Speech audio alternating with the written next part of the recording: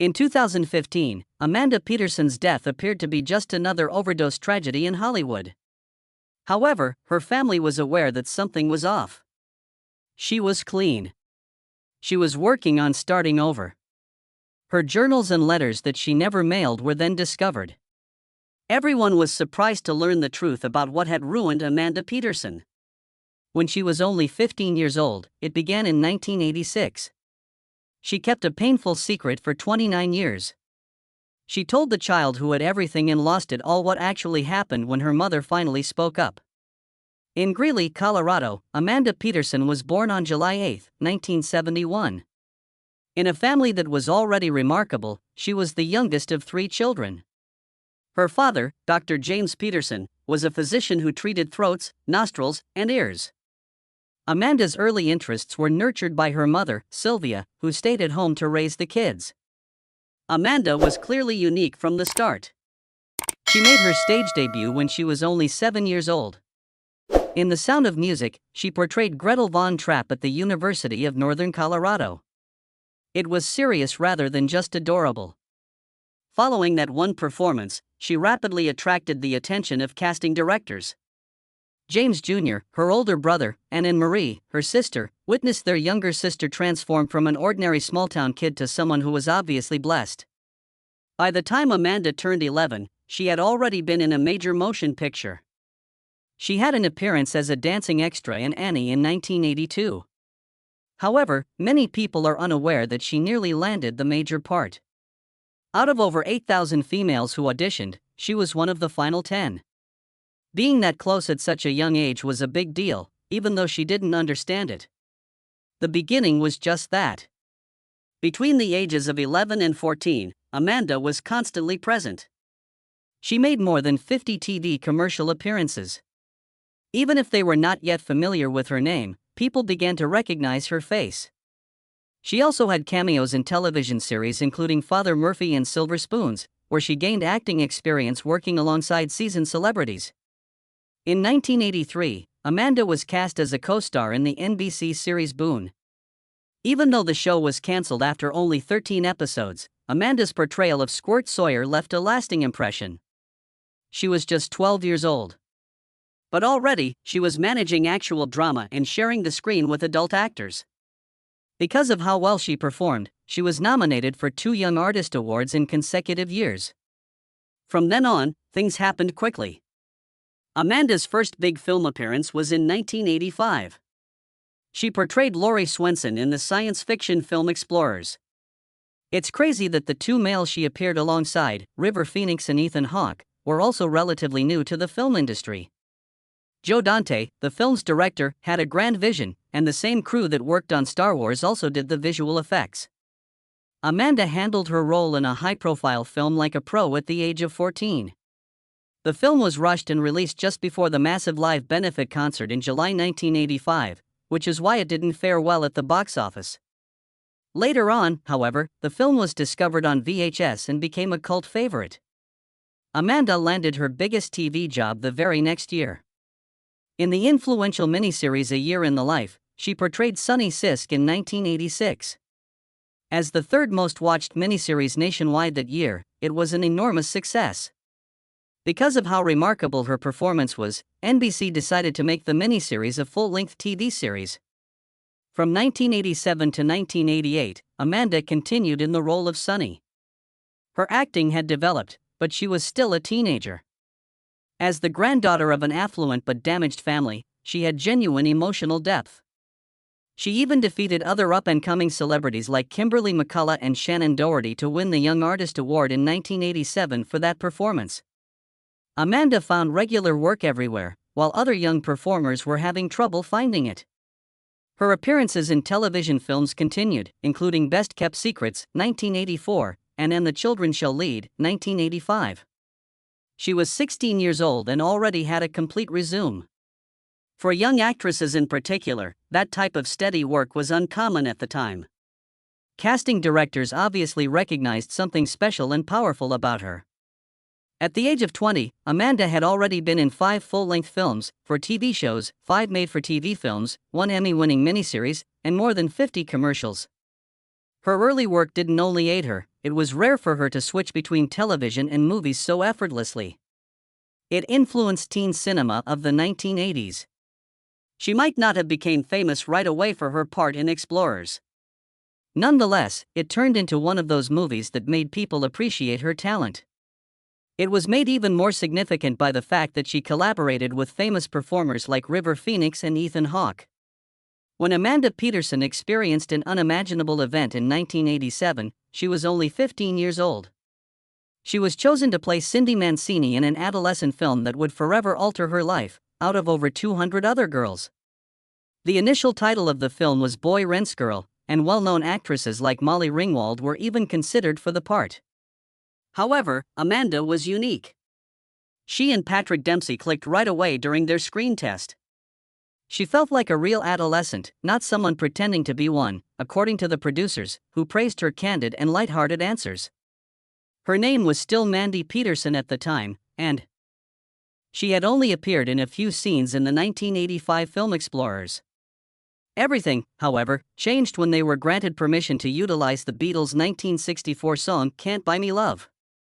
That song was used as the new title, and Amanda starred in one of the most popular teen films of the 1980s. Her experience filming the film in Tucson, Arizona, wasn't easy. If Amanda wanted to portray Cindy correctly, she had to learn authentic cheerleading routines. From Tucson Mall to Tucson High School, and even the airplane graveyard at Pima Air Museum, the actors filmed sequences throughout the city. Although it appeared amusing on screen, the well-known lawnmower kissing scene was tense behind the scenes. Due to Amanda's clothing constantly getting messed up, it took 15 takes. Not even Cindy's home in the film was a real one. A renowned architect created the elegant clubhouse in the Hill Farm neighborhood.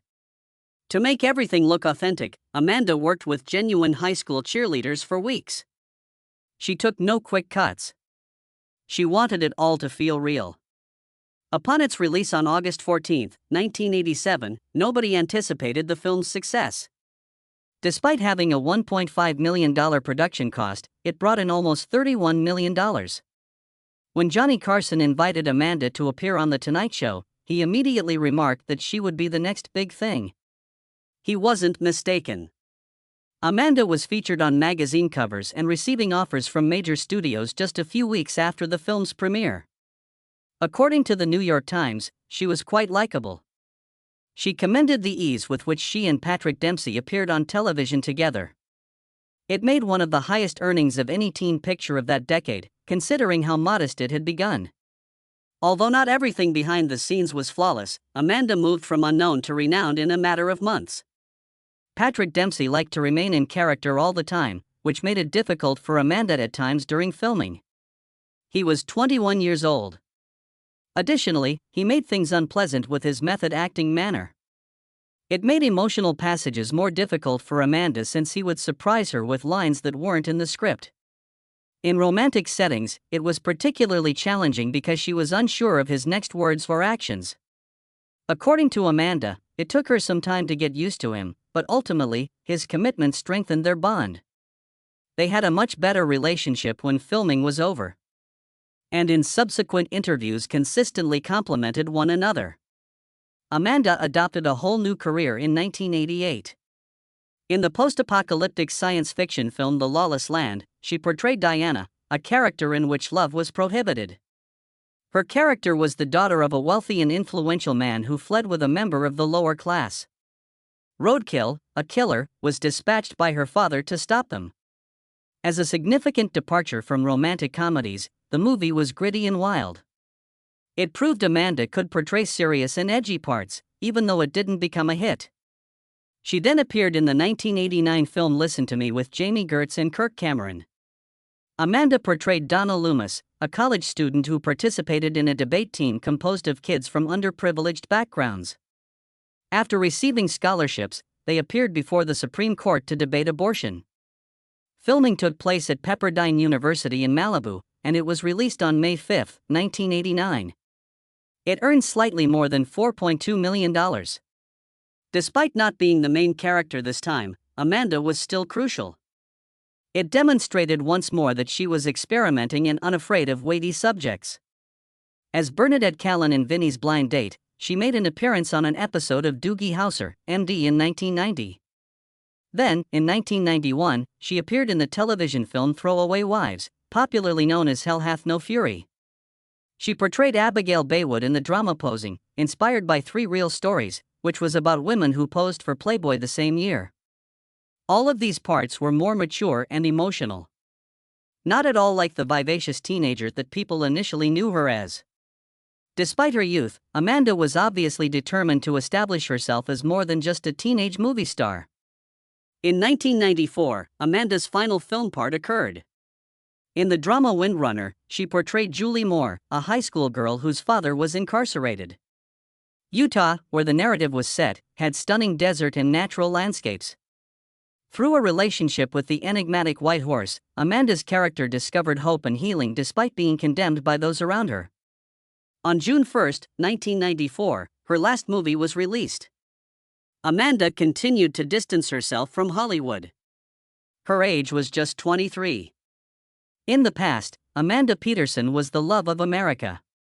However, there was a storm she was unable to escape behind that flawless grin. Early in the 1990s, she got married for the first time, hoping for a new beginning. It changed into something darker instead. Joseph Robert Skutnik was the guy she had married in the hopes of achieving stability. But she was mistaken about Joseph's character. He exerted control. He claimed to be shielding her from Hollywood. He was actually interrupting her, though. He took her agent's phone calls. She was prevented from attending auditions by him. She should stop performing and just stay at home, he said. Her age was just 22. He even got aggressive during arguments, leaving Amanda with bruises on her body, she once informed her relatives. She applied makeup over them. The marriage only lasted 3 years, ending about 1993. His attempt to steal half of her earnings from Can't Buy Me Love persisted. Amanda lost faith in that connection. Her perspective on love was altered. She developed a phobia of intimacy that would accompany her throughout her life. In a Colorado Springs hospital at the beginning of 1994, Amanda met a new man. He went by David Hartley. He was a gentle and courteous medical technician, aged 28. Although Amanda didn't seek love, it came quickly. 6 months later, he gave her a $2,500 ring as a proposal while they were camping in the mountains. On May 15, 1994, in front of 50 guests in a modest church, they were married. The clothing that Amanda wore was influenced by the film that brought her fame. She played music from the 1980s and even showed a few of her flicks throughout the reception. They had never been seen by David. While on their honeymoon in Aspen, strangers approached them to sign autographs. It dawned on him then how well-known Amanda had once been. Her occupation as a retired actress was noted on the marriage certificate. She was just 23. On March 22, 1997, Amanda gave birth to Jonathan, a boy. He was slightly over 7 pounds in weight. And she gave being a mother her all from the day he was born. Her home videos spanned hundreds of hours. She even declined a $75,000 acting contract in order to be at home with him. The birth of her daughter, Katie, took place on September 8, 2000. After a difficult pregnancy, Amanda had to have a C-section done right away. Despite her weight increase of 60 pounds, she persevered. She assisted with theater club, coached plays, and volunteered at her child's school. Filming all 47 of Jonathan's football matches from 2003 to 2007 was her responsibility. She took more than 10,000 pictures and wrote thousands of pages in scrapbooks. Amanda was too involved, according to her teachers, but she didn't care. Her children were her world. It all started to come apart in 2003. Amanda's bipolar condition was diagnosed that year. She started to have dramatic mood swings and didn't always take her medication. She would spend the entire night rearranging closets. She spent 4 stays in the hospital between 2003 and 2005. She even made an attempt on her life once. Her spouse claimed that it became too difficult to live with her. She was arrested 5 times between 2000 and 2012. The worst happened when Amanda was arrested for cocaine possession in September 2005 and imprisoned for 87 days. Katie's fifth birthday eluded her. Although they never got a formal divorce, Amanda was caught stealing prescription medications from David's supply on home surveillance film while they were apart. David explained that he stayed due to custody and insurance. In May 2012, Amanda was last taken into custody. Child abuse was involved, however, the allegations were later withdrawn. Despite everything she was going through, Amanda remained close to her kids. She attended every one of Jonathan's 89 football matches from 2005 until 2012. The birthday parties she hosted cost hundreds of dollars. For Katie's pals, she once booked a movie theater specifically to show Can't Buy Me Love. Annie, Grease, and The Wizard of Oz were among the school productions she assisted in directing. For days a week, she drove Jonathan to football, accruing over 15,000 miles annually. For her children, she recorded over 1,200 voice messages that were full of love and guidance. She made $500 a month contributions to their education fund even though she was on disability. All of her treatment appointments were arranged around school pickups, and she never consented to overnight hospital stays solely to get them in bed. On July 2, 2015, she shared a picture of Katie's artwork on Facebook, writing, "My daughter is my world." This was her last post. But as Amanda's suffering increased, it became apparent to others. She was stopped in Greeley, Colorado, for speeding in October 2000. In her automobile, police discovered marijuana and drug paraphernalia. It was her first arrest, and she was just 28 years old. There was little coverage of it in the press at the time. However, Amanda was already smoking marijuana to ease the anguish of her adolescence, according to those close to her. Then, in 2003, she was intoxicated when she struck a parked automobile. Her blood alcohol content was double the permitted amount. That night was a game changer.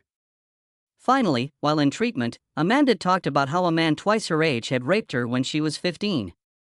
That was a secret she had kept for years. She did not, however, remain clean after treatment.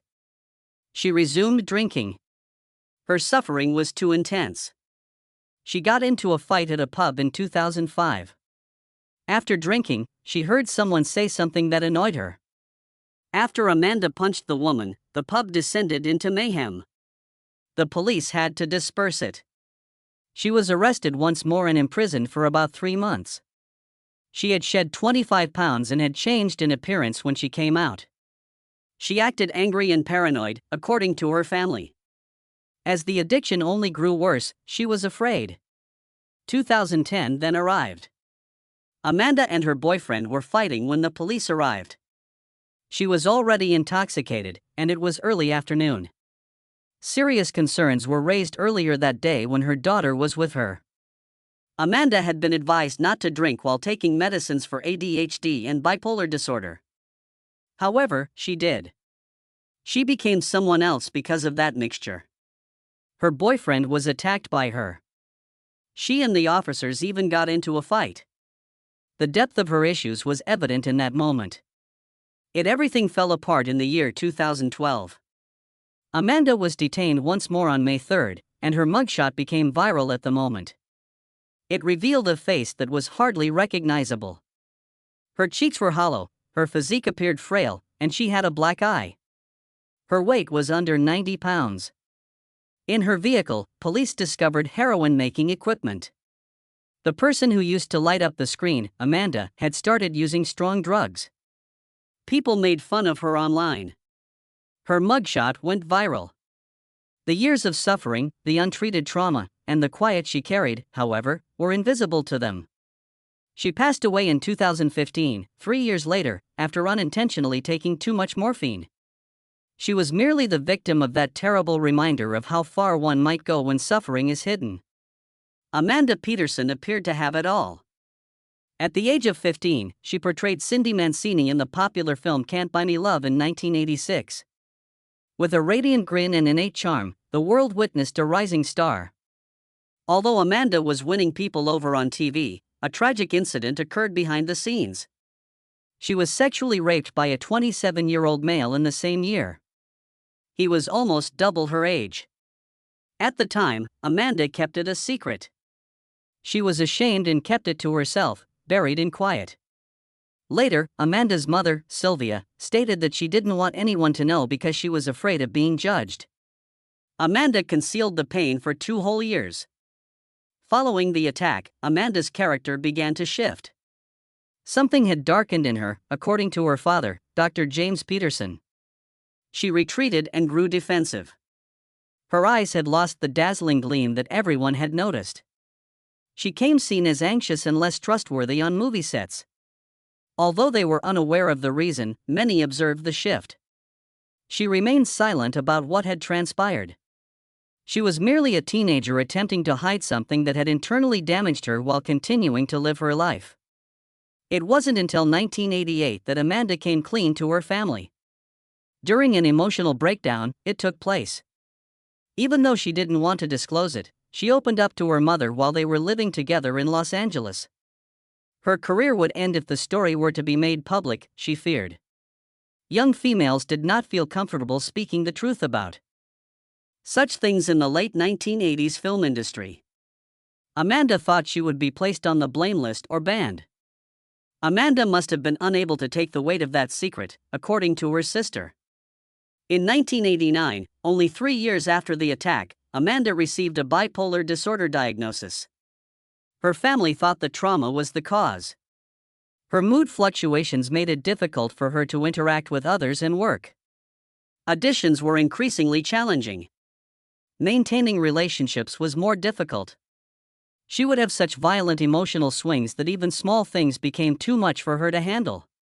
She never really talked about what had occurred to her, though. Despite her severe internal pain, she made an effort to continue. Her heroin use started in the 1990s. She also used meth later on. According to her mother, she began using drugs as a coping mechanism for the anguish. Amanda had no desire to experience any emotions. Her coping mechanism was medications, but they also prevented her from getting better. In an attempt to stop, she was in and out of therapy. But she was deeply ensnared in the addiction. In her last years, Amanda wanted to share her story. The topic of her authoring a book was discussed in private. It never got done. The truth she had held for decades was revealed to the world by her family 2 months after her death in 2015. Her life had been impacted by the rape she had when she was 15. It was only after her death that even her sister found out. That fact provided a wealth of explanation. What caused her to struggle? What caused her to fall and why she never felt secure again? The date of Amanda's death was July 5, 2015. She lived alone in a flat in Greeley, Colorado, at the age of 43. The initial assumption was that it might be drugs once more, but the reality was more nuanced. Following a recent hysterectomy, Amanda was offered medicine for lung and heart problems. She had 6 times the recommended amount of gabapentin, one of those drugs, in her system. However, it wasn't the cause of her death. She wasn't even prescribed morphine, which was the true threat. A buddy had given it to her in an attempt to relieve some pain. But in the end, her body couldn't cope with it. Additionally, Amanda suffered from sleep apnea, a disorder in which breathing stops while you're asleep. Because of this, using morphine becomes even riskier. Her body just was unable to recover from the morphine's effects on her respiration. Amanda also used marijuana and a few other prescription drugs, but all of those were at safe levels, according to the toxicology report that was released. They didn't plan the overdose. I made a mistake. Amanda didn't intend to pass away. She was only attempting to stop the pain, but she was unaware of the risks associated with that combination of drugs for someone with her medical conditions. She had been attempting to self-medicate, according to the coroner, and that one choice ultimately led to her death. At one point, the presence of Amanda Peterson had illuminated the screen. She has admirers worldwide. However, underneath that grin was a girl who had endured silent suffering and struggled to live in a world that never allowed for her suffering. It wasn't merely a tragedy when she died. It was the last part of a narrative. Something had been traumatized and never found tranquilly. She never had the opportunity to be heard completely, even though she was only 43. However, the truth is now known at last. And in some way, that truth can encourage others to express themselves, find healing, and stop feeling isolated.